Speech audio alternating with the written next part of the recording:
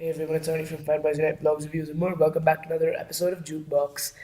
This is another video in my Coldplay ranking series. So let's get started. This is the fifth rank, number five, Milo Xyloto.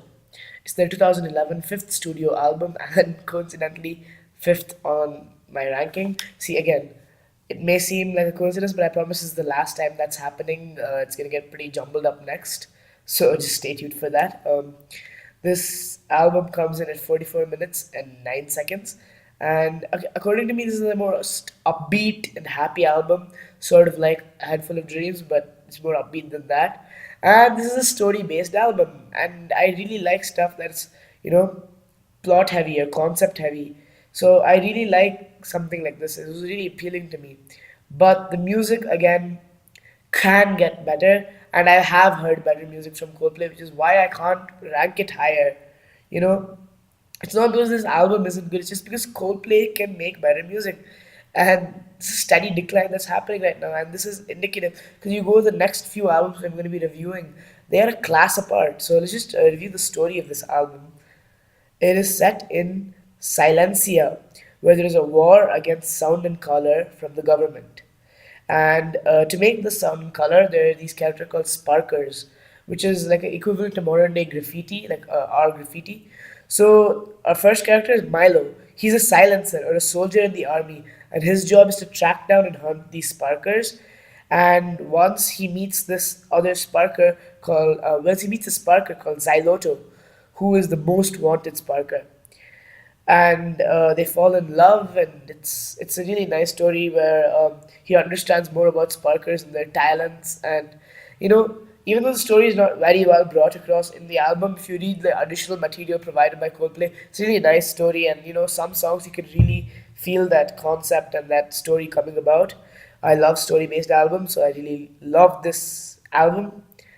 uh, and love it too much, of course. But yeah, okay, let's get straight to the song reviews. I'm already like 2 minutes and 18 seconds in. Okay, so the first song, the opening song, is Milo Xyloto. It's a titular song, and it's a plain instrumental, but it sets the tone for the album. It shows us the new electronic concept. I actually love the instrumental in this song, so I gave it a 3.5 out of 5. Next, we have Hurts Like Heaven.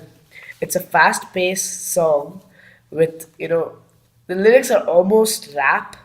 I mean, not the lyrics, the vocals are almost rap. It's really fast paced. And I feel that the instrumentals were intrusive, it's irritating and hard to listen to at times. So I gave it a 2 out of 5. Next up, we have Paradise. Oh, this is a beautiful song. It's my third favorite song of the album. It has amazing lyrics and nearly perfect instrumentals. I would definitely suggest everybody checks out this song. It's one of my favorite Coldplay songs ever too, so why not? 4 out of 5. Next is Charlie Brown. I find this song to be nearly flawless. It's my favorite song on the album, and I think, on my top five favorite Coldplay songs ever. It has these powerful and uplifting instrumentals, and the lyrics are like perfect for the first meeting of Milo and Xyloto, the main two characters of the story.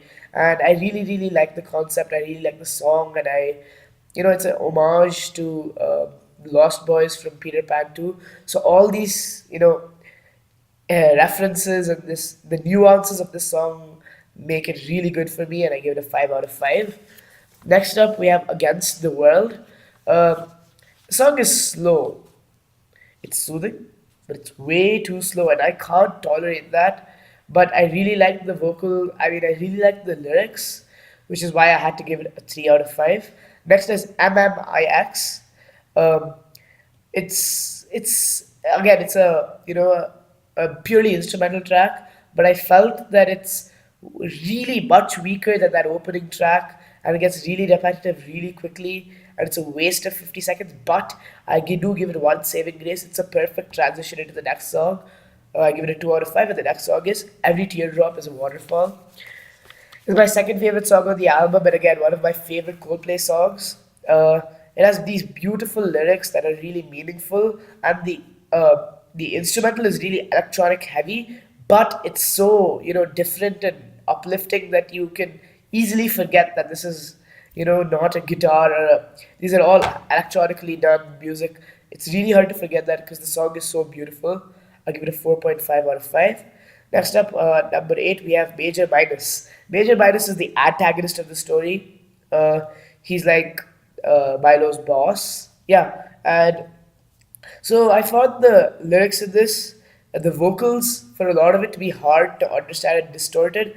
But if you can bear that and listen to the lyrics, it has great lyrics and a beautiful instrumental.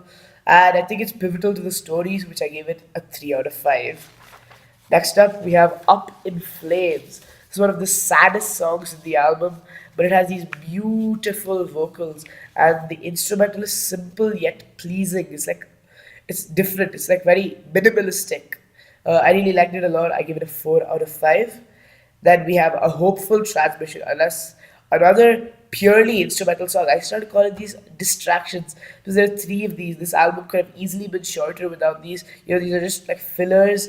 And I don't know if this is for the plot, but I felt it was a poor effort by Coldplay. I give it a 2 out of 5. Next up is number 13, Don't Let It Break Your Heart.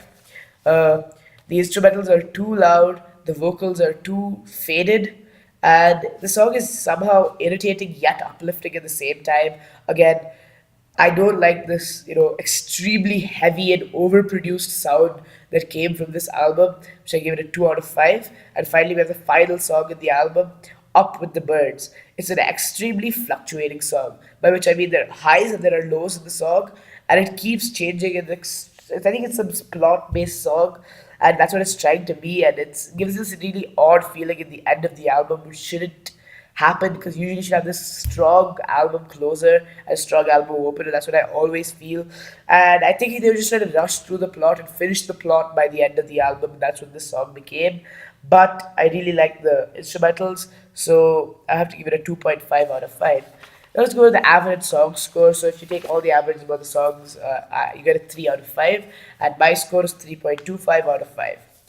This album was a plot-based album, which I appreciated. Yeah, there was too much electronic music. It has some of my favorite Coldplay songs in it, so that was a really saving grace. Or else this would have definitely gone below Ghost Stories. I think that it's overproduced. There's too much music in the album. I don't know if you know what I mean, but it's overproduced, and it has some really great music, but it's hard to find between really mediocre music, which will reflect on my playlist score. This is a longer Coldplay album. The last two albums that I reviewed has 7 songs. It's at 14. So even though the number of songs which I have on my playlist on this are more, it's the percentage that we're looking for, right? How many songs out of the 14 songs? How many songs in the album impacted me and make me want to keep that in my main playlist? So I have Paradise, Charlie Brown, Up in Flames, Every Teardrop is a Waterfall, and UFO. That's 5 out of 14 songs and 35.71 percentage. Uh, Again, that's much lower than the last two. That's because they had 7 songs, and I think I got 3 or 4 in each of them, and that's a pretty impressive number compared to this. Which again, 5 songs is higher than I think both of the previous albums. But what can you do when you have 14 songs and 9 of them just don't hit the mark? Thank you for listening, you guys. Next up is going to be a bookshelves episode. I have a really interesting book to review. Until then, thank you for watching. Thank you for listening. Bye.